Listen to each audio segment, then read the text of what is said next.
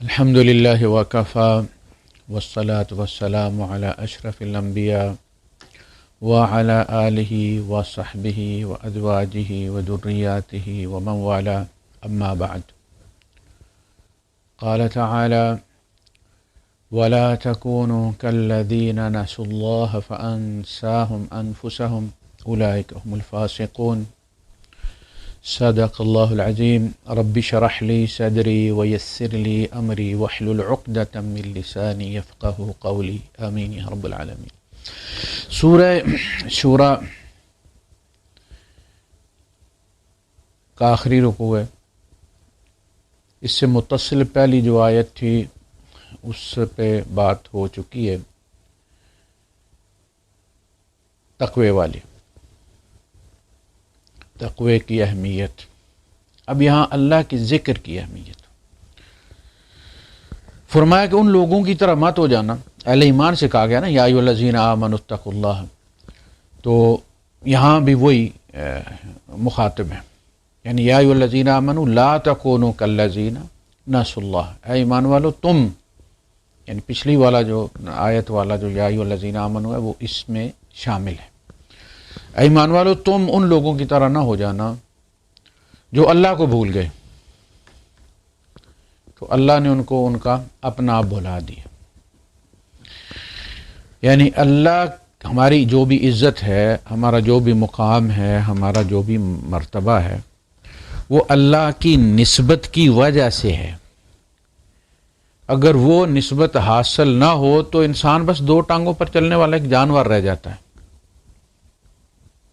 باقی سارے کام اس کے جانوروں والے، کھانا پینا، بچے پیدا کرنا، پالنا، ان کو پڑھانا، گوبر کرنا، کون سی چیز ہے جو حیوانوں سے پھر علاوہ اس کے. اس کو ایک چیز ہی حیوانات سے بلند کرتی ہے، اور وہ اس کا اللہ کے ساتھ تعلق ہے، اللہ کے ساتھ اس کی نسبت ہے. تو جب نسبت بھول جائے، یعنی آپ مثال سے سمجھیں کہ اگر کسی ملک تو سارے ہی ہیں، امریکہ کی صدر کے بیٹے کا دماغ چل جائے، اس کو کوئی ذہنی مرض لاحق ہو جائے اور وہ یہ بھول جائے کہ وہ امریکہ کے صدر کا بیٹا ہے، اور جہاں کسی جگہ وہ دیکھ کے فٹ پاتھ پہ بندے بیٹھے ہوئے ہیں وہاں بیٹھ جائے اور ان کے ساتھ سوٹا لگانا شروع کر دے، تو اصل میں وہ باپ کو نہیں بھولا، وہ اس نسبت کو بھول جانے کی وجہ سے اب وہ گلیوں کا ککھ بن کے رہ گیا ہے. اس کو اپنا یاد نہیں کہ اس کی نسبت کیا ہے، بس یہی بات ہے. ان کی طرح نہ ہو جانا جو اللہ کو بھولے. اللہ نے انہیں ان کا اپنا آپ بلا دیا، اس لیے کہ ہمارا اپنا آپ ہے ہی اللہ کی نسبت کے ساتھ. اور میں نے عرض کیا تھا پہلے بھی کہ ذکر جو ہم سمجھتے ہیں نا کہ یہ جاپ کی طرح تعداد مقرر ہے کہ اتنی دفعہ فلاں تم نے جاپ پڑھنا ہے اور اس کے بعد یہ ہو جائے گا وہ ہو جائے گا، یہ یاد اللہ چاہتا ہی نہیں ہے، بلکہ اس کا تو وہ گلہ کرتا ہے. وَإِذَا مَسَّ الْإِنسَانَ الضُّرُّ دَعَانَا لِجَنبِهِ أَوْ قَاعِدًا أَوْ قَائِمًا فَلَمَّا كَشَفْنَا عَنْهُ ضُرَّهُ مَرَّ كَأَن لَّمْ يَدْعُنَا إِلَىٰ ضُرٍّ مَّسَّهُ. انسان کو جب کوئی مصیبت آتی ہے تو وہ ہمیں پکارتا ہے، کھڑے بھی، بیٹھے ہوئے بھی، لیٹے ہوئے بھی. اب اس کے اندر سے وہ یاد نہیں نکل رہی کیونکہ مصیبت آئی ہوئی ہے نا.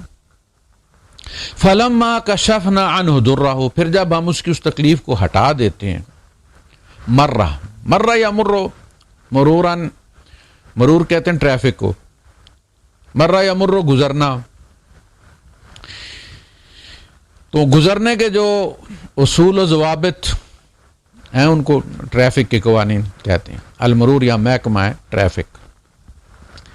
مرہ یعنی کیا ادا ہے، اور اللہ پاک کس طرح اس انسان سے واقف ہے اس طرح یہ میسنا گزر جاتا ہے، میسنا بن کے گزر جاتا ہے مرہ کا علم یدعنا، کہ جیسے اس نے کبھی ہمیں پکارا ہی نہیں تھا،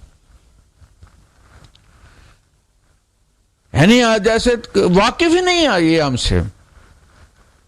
مرہ کا علم یدعنا الی ضر مسہ، نہ کبھی اس کو کوئی مصیبت آئی تھی، نہ اس نے کبھی مصیبت میں کسی کو پکارا تھا. یہ ہے ہمارا اصل تعارف، میسنے مطلب پرست.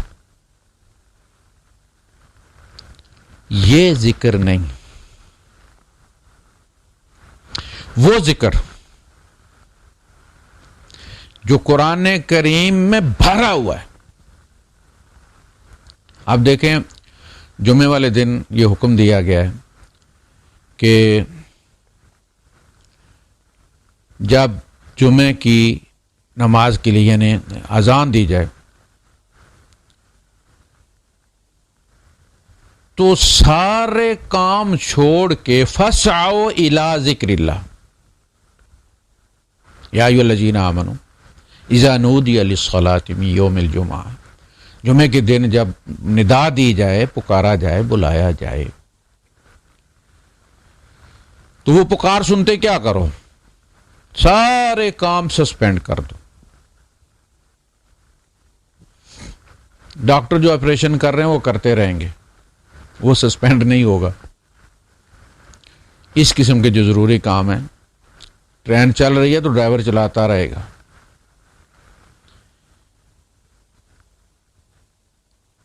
یا ایھا الذین آمنوا اذا نودی للصلاۃ من یوم الجمعۃ فاسعوا الی ذکر اللہ، تو اللہ کی یاد کی طرف دوڑو. دوڑو سے مراد جلدی کرو، ہری اپ. یہ فاسعوا ہری اپ. وذروا البیع، بیچنا چھوڑ دو. جب بیچنا مطلب یہ جب بیچنا ختم کر دیا گیا، دکان بند کر دی گئی، تو خریدنے والے کا تو پھر کام ہی ختم ہو گیا. اس لیے خریدنے کی بات نہیں کہ بیچنے کی بات، کہ دکان بند کرو، دکان بڑھا دو. فسعوا الی ذکر اللہ وذروا البیع. اچھا، فاذا قضیت الصلاۃ، جب نماز ختم ہو گئی ہے تو اب کیا کرو؟ آئے کس طرف تھے؟ دوڑے کس طرف تھے؟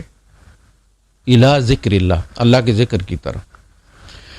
اب نماز ختم ہو گئی ہے تو گئے کس طرف ہیں؟ فانتشروا فی الارض وابتغوا من فضل اللہ، زمین میں پھیل جاؤ اور جا کے اللہ کا فضل ڈھونڈو. اللہ کا فضل ڈھونڈو یعنی دنیا، پیسہ، کاروبار. اس کو اللہ نے خیر اپنا فضل کہا ہے.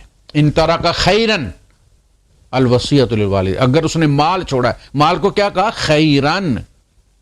مال والے کو آپ کیا کہتے ہیں؟ مخیر. یہ جو ہمارے یہاں پروپیگنڈا ہوتا ہے نا، دنیا یہ اور دنیا وہ ہے، اور اس کے بعد پھر وہ انتظامیہ کے سامنے ہاتھ باندھ کر کھڑے ہو جاتے ہیں کہ ایڈوانس تنخواہ دے دیں، مہربانی ہے آپ کی. یہ اسی کو گالیاں دے کے آتے ہیں. خیرن حلال کی ہے تو یہ ضرورت ہے معاشرے کی. یہی کما کے پھر جن کو تم دنیا دار کہتے ہو، یہ تمہارے مدارس اور جامعات اور مساجد بناتے ہیں، یہی تمہارے یتیم پالتے ہیں، اور کہتے ہیں آنکھیں کھائیں اور منہ کھائے اور آنکھیں شرمائیں. آنکھیں بھی نہیں شرماتی تمہاری، انہی کو لوٹتے ہو پھر تم، جن کی مذمت کرتے ہو. دنیا دار کہتے ہو ان کو، دنیا کا کتا کہتے ہو ان کو. فانتشروا فی الارض وابتغوا من فضل اللہ وانفقوا خیرا لانفسکم، مال اپنے جان کے لیے بھی خرچ کرو. خیرن، خیرن یہ خیر ہے، یہ اللہ کا فضل ہے. اس کو تلاش کرو. جبرائیل نہیں آئے گا، تم نے یتیم پالنے ہیں، اب تم نے مسکینوں کا خیال رکھنا ہے. یہ تمہارا امتحان ہے، ان کا حصہ تمہارے مال میں رکھا گیا ہے. کماؤ اور اس میں سے ان کا حصہ دو. کماؤ اور اس کمائی کی جب محبت تمہارے اندر پڑ جائے تو اللہ کی محبت پر اس محبت کو قربان کرو اور ان کو دو. تو یہ دنیا کی مذمت حسد میں کی جائے کہ ان کے پاس کیوں ہیں، ہمارے پاس کیوں نہیں، تسلی دینے کے لیے مذمت کی جائے تو یہ الگ بات ہے. باقی اللہ پاک نے دنیا کی مذمت نہیں کی، دنیا حلال طریقے سے کمانے کی، اس کو خیر کہا ہے اور اللہ کا فضل کہا ہے. رشوت کو اللہ کا فضل نہیں کہا. محنت کرو. خیر، آئے کس طرف تھے؟ اللہ کے ذکر کی طرف. تو خطبہ بھی نماز بھی اللہ کا ذکر ہے. گئے کدھر ہے؟ حکم کیا دیا ہے؟ فانتشروا فی الارض وابتغوا من فضل اللہ واذکروا اللہ. ذکر وہاں بھی کھڑا ہے. جب تم اللہ کا فضل ڈھونڈو تو وہاں بھی اللہ کو یاد رکھو، اور تھوڑا نہیں، کثیرہ، زیادہ. یہ ہے اللہ کی یاد. نماز بھی، اور دنیا میں تم جس جگہ بھی ہو، جس عہدے پہ بھی ہو، جس مقام پہ بھی ہو، وہاں بھی تمہیں یہ یاد رہے کہ کوئی تمہارا خدا ہے اور تم اس کے بندے ہو، تم اس کے غلام ہو، اور تم جس جگہ بھی ہو اس جگہ کے بارے میں کچھ رولز ہیں، کچھ ریگولیشنز ہیں، کچھ قوانین ہیں. ان ضابطوں کا خیال رکھو. تمہارے لیے سپروائزر ضرورت نہیں ہے، تمہارا سپروائزر اوپر بیٹھا ہوا ہے. وَمَعَكُمْ أَيْنَمَا كُنْتُمْ، وہ تمہارے ساتھ ہے جہاں کہیں تم ہو. وَلَقَدْ خَلَقْنَا الْإِنسَانَ وَنَعْلَمُ مَا تُوَسْوِسُ بِهِ نَفْسُهُ. ہم نے انسان کو پیدا کیا اور ہم اس کے وسوسوں سے بھی آگاہ ہیں. ہم بیٹھ نہیں گئے کہیں پر اور اس کو فرنچائز کر دیا، فلاں کو دے دیا، فلاں بابے کو سونپ دیا، اتنے فلاں کو دے دی. نہیں نہیں، میں خود تمہارے ساتھ. تمہارے وسوسے بھی میرے سامنے کھلے ہوئے ہوتے ہیں. یعنی اس قدر تعلق ہے اللہ پاک کا ہمارے ساتھ. تعلق ہے تو ہماری سانس چل رہی ہے. جو آپ بات کر رہے ہوتے ہیں، جب آپ دور ہوتے ہیں وائی فائی سے تو رک جاتا ہے نا سب کچھ. اسی طرح جب بندہ رب سے دور ہوتا ہے تو پھر وہ رک جاتی ہے ہر چیز. پھر نہ اس کی نماز رہتی ہے، وہ پھر دکھاوا رہ جاتی ہے. فویل للمصلین، پھر ایسے نمازیوں کے لیے ہلاکت ہے جو اپنی نماز کے مقصد سے ہی غافل ہو گئے. تو اللہ یاد اس طرح رہے. دیکھیں، آپ جب آپ پہ کسی نے کوئی احسان کیا ہوا ہو، کوئی تحفہ دیا ہوا ہو،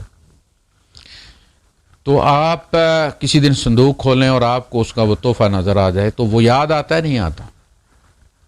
صرف اس کے تحفے کو دیکھنا جھٹ پٹ پوری فائل کھول دیتا. آپ کا اس کے ساتھ تعلق قائم ہو جاتا ہے اور اس کا بایو ڈیٹا کھل جاتا ہے آپ کے دماغ کے اندر. اس نے مزید آپ پر کیا احسانات کیے ہیں، آپ کے ساتھ کتنا عرصہ رہا ہے، کس کردار کا بندہ تھا، وہ سارا کچھ کھل جاتا ہے. وہ اللہ پاک نے تو اپنی نعمتوں اور اپنے تحفوں سے اندر باہر چپڑ کے رکھ دیا ہے. وہ کیسے بھولا ہوا ہے؟ وَأَسْبَغَ عَلَيْكُمْ نِعْمَهُ ظَاهِرَةً وَبَاطِنَةً. ایک تو تھا آپ ہوٹل پہ جا کہتے ہیں جی سوکھا پراٹھا دیں، یعنی سوکھا پراٹھا بھی اور سوکھا بھی. سوکھی تو روٹی ہوتی ہے نا. سوکھا پراٹھا کا مطلب یہ ہے کہ اندر لگا دینا، باہر نہ لگا ہوا ہوگی. اور اللہ پاک نے تو تمہارے اندر باہر چپڑ دیا ہے. اسبغا وہ ہوتا ہے جس میں پراٹھے سے وہ گھی ٹپک رہا ہو، وہ اسبغا ہے. جس وضو سے پانی ٹپک رہا ہو وہ وضو اسبغا ہے. اس نے تمہیں سوکھا پراٹھا نہیں، اس نے اندر باہر تمہارا چپڑ دیا ہے. وہ کبھی تمہیں یاد نہیں آئے. افلا تذکرون. یار تم جب کھانا کھاتے ہو، لقمہ ہاتھ میں لیتے ہو، تو کبھی ہم تمہیں یاد نہیں آئے.